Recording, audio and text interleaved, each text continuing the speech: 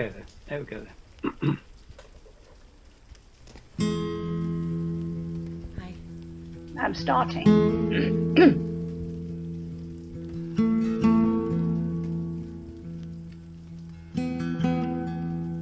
I'm a photographer and I absolutely love landscapes. Visiting the sea, walking on the beach, looking at the waves and the seagulls, that brings me joy. Seeing our little flock of sparrows having a bath in our garden. In the wonders of God's creation, we see his majesty and his character. Sight of a red squirrel, so beautiful, so bright, and so vulnerable. I can watch the ducks and no hens swimming by. That is God's blessing.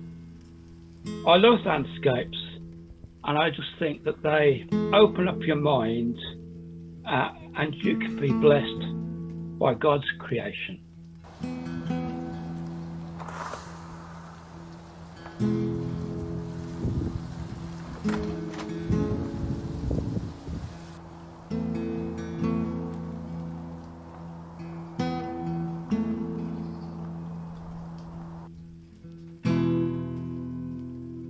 There is something about the natural world which brings us a deep sense of joy.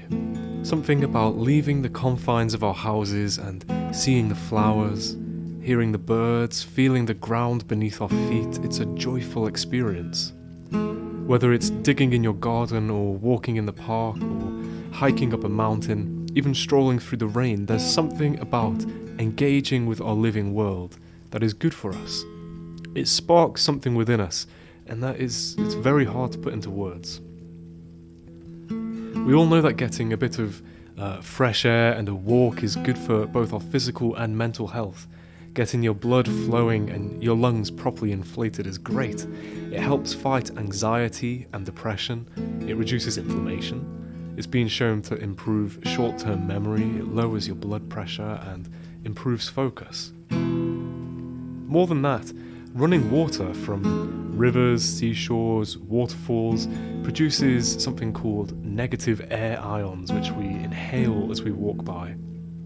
These ions have been shown to enhance our immune function, revitalize our cell metabolism, and promote deep sleep and healthy digestion. As well as this, spending time amongst trees or forest bathing has been shown to improve our body's natural immune system, giving it a measurable boost for 7 days. Clearly we are supposed to be spending time amongst nature. It's hardwired into our system. But modern living can make that very difficult. We're detached from nature, often confined to cities, stuck in offices and glued to screens. Worse still, this lifestyle encourages us to expect to receive things instantly, almost anything we can imagine from the most far-flung regions of the planet, packaged, shipped, delivered to our door. We've grown to expect comfort and ease. We think it's all right.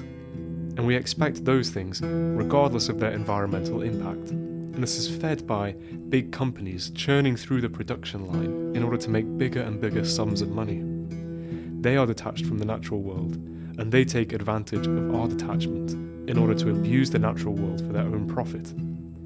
If I live in a city in the global West, I'm unlikely to think about the Malaysian forests destroyed to grow palm oil for use in my everyday products. We're just so detached. During this summer of restricted travel and visiting, I've spent many hours in my garden enjoying the colours of the flowers which bloom each year, or walking the canal towpath or through our arboretum. Each morning as I open the curtains, I'm taken aback by the richness of colour that God has created in nature. And so it's with much sadness that as I walk along the paths through the arboretum or by the canal, I see so much discarded rubbish, from crisp packets to empty drinks cans. I know a team tries hard to keep our church grounds tidy, but it's almost a daily battle. The WASUP, Walsall Against Single-Use Plastic, was launched last year and was being embraced by schools. I pray that there's a greater awareness of the damage that plastic is doing to our land and oceans. And I care about God's gift to us, which is our planet. This is very important to me and my family. And the main reason that we are thinking about it is because about the choices that we can make to protect our planet. I've been aware for many years of the pernicious effects of human intervention on the natural world. My mother told me about the herring boom in northeast Scotland in the 1920s, when the harbour was so full of boats you could walk across them and never see the water between them. The herrings were overfished and that led to the collapse of fish stocks. The same happened with haddock and cod some 5 decades later. My life has coincided with a period of human expansion and the development of industry and technology, and the losers are the world's wildlife as we have exploited the natural environment. Humans are abusing God's world. It is very sad. I admire the eco-warriors who are trying to prevent the destruction of ancient woodland to make way for HS2. I know that people need to work, to eat, to have homes, to wear clothes, but to destroy things that have taken hundreds or thousands of years to grow seems like vandalism. God blessed us with our beautiful planet, and the miracle of that and all it holds, its beauty and strength, is overwhelming. The actions of humanity are destroying it. We're destroying it, and this is a very real crisis. Since 1990, 420 million hectares of forest, or 1.6 million square miles, have been destroyed for conversion to other land uses, primarily for agriculture. Cattle ranching and production of feedstock and farming of palm oil, they account for 40% of global tropical deforestation. It was estimated in 2015 that the oceans contain 150 million metric tons of plastic. And in 2019, global carbon dioxide emissions was estimated to be 33 gigatons. The average UK citizen is responsible for approximately 8.3 tons of carbon dioxide emissions per year, compared with the global average of 4.7 tons.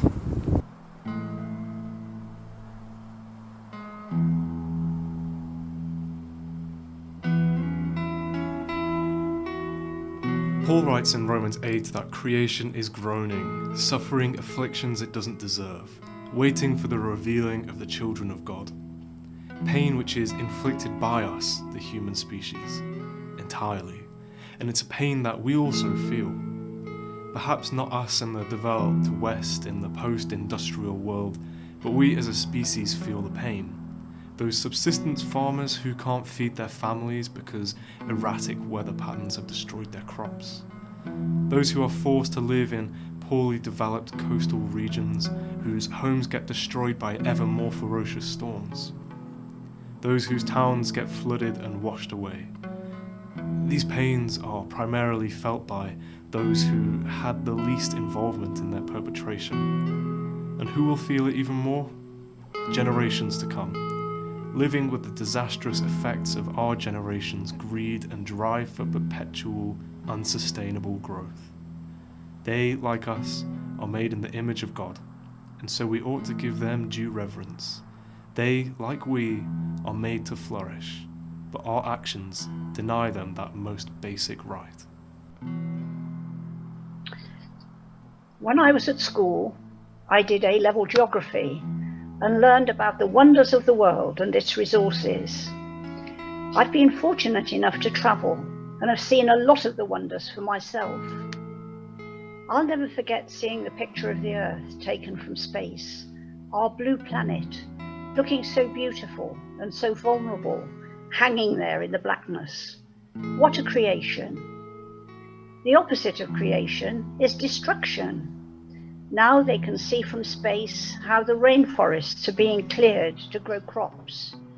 Now we know that the Great Barrier Reef is dying due to global warming. And we know that plastic waste is ending up in the sea, and that microplastics are likely to be in the fish that we eat. Climate action is incredibly important to me, and it's intrinsically linked to my faith. My children and I choose not to consume animals as an act of worship, along with many other things that we do as a family to counteract planet destruction. But choosing to do that is a really important part of our life and a really important way that we feel that we can worship God. The Genesis creation story describes how God took the mud of the earth and shaped it and formed it and breathed life into it. We are creation through and through. Our detachment from nature has desensitized us to the planetary groans. But when the world suffers, we suffer. We've become so wrapped up in the life of our species and so driven by progress and by industry that we've started to think of ourselves as masters over nature rather than a part of it. It's almost as though we think we were beamed down from space into this world which was made to serve us. But no, creation doesn't serve us. It serves God, and so do we. Yes, we have, as the story goes, the breath of God in us. But the Hebrew scripture describes all of creation as having that life-giving, animating breath of God. All of creation is God's beloved creation. God made a world which keeps itself in perfect balance. The conditions for life to flourish have and are kept in check by life itself. It's called Earth System Science, or the Gaia principle. Life on Earth regulates the oxygen levels, keeping them in the perfect range for life. It regulates the carbon dioxide levels in the same way. It regulates the saltiness or the salinity of the sea and the composition of the soil and the minerals, all within the perfect range for life to flourish. Creation serves God and keeps the perfect conditions for life. Nothing is too insignificant. Everything plays its part in maintaining the whole. It did this for billions of years until in the last few centuries, humankind stopped recognizing itself as part of creation. Humankind started to think of itself as above creation and began to abuse creation rather than live within and work with it. And that delicate balance has been thrown off. We thought we were above. Perhaps this is humanity's greatest sin. We ate from the tree of the knowledge of good and evil, and we began to think we were gods. There are so many good choices that we can make to look after our wonderful planet. Sometimes humans are selfish and they don't want to change their ways, and it feels difficult. We make a lot of choices, such as not buying plastic, growing our own vegetables. My mum and brother and me also have the choice to not eat animals. Animal agriculture is the number one cause of deforestation in the Amazon, and it's a significant contributor to climate change.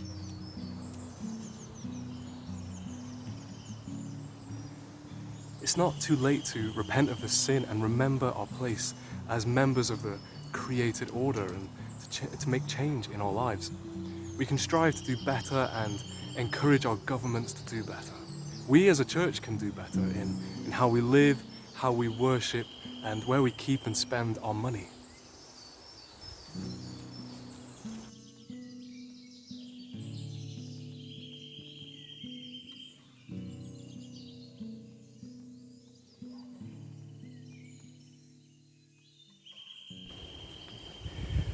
And yet, despite our best efforts at destruction, life continues. The blunt fact is that climate crisis will destroy us before we destroy the planet. Life will go on, but we might not be part of it. Life is strong because Life itself is loved by the creator of the universe. Life is beautiful and creation is beautiful. If we only took the time to stop and remember that, and remember that our actions have impacts far into the future, perhaps the Earth would have the space it needs to recover, to re-find a balance. Perhaps there would be hope. I work from home, and this is the view from my desk. Although it's over central Walsall, it's a view of mainly trees and sky. I know this view so well. Over the years, I have seen the leaves turn as now, and I have also seen the bloom of spring. I have seen the trees in full summer glory, and I have seen them without a leaf between them in winter. I have looked out over this view on beautiful hot summer days and on clear sharp frosty mornings. I have seen it in torrential downpours, dank drizzle and heavy snow. And some days I've been able to see nothing because of the fog. In the sky I have seen geese honking past, clouds of every shape and size, rainbows, sunsets, and a host of planets and stars. It has been a view that has always been the same, and yet is different every day. And as I look up wearily from my computer, I don't have to gaze for long on the beauty of creation through this window before I'm refreshed and can turn back to my work invigorated. Sometimes in our busy lives, in my busy life, I forget to look around me. But when I do, the impact is astounding. Just to be reminded of the power and strength of our world, and the changing seasons, new growth, the brook outside the front of our house where the ducks swim past, just observing all those things, and the beauty of our world and its persistence, to keep on powering through despite despite the challenges that the human race place on our planet and the destruction that's taking place, and seeing those things, like the leaves falling off the trees, or flowers growing and things like that, they give me unbelievable joy, but they give me incredible hope for the future. I try to be hopeful for the future of the planet. I go rambling most Saturdays, and it's a joy to see the seasons change, to hear the birds and to smell the flowers. In the words of one of my favourite songs, I think to myself, what a wonderful world. And in the words of my favourite hymn, O Lord my God, how great thou art.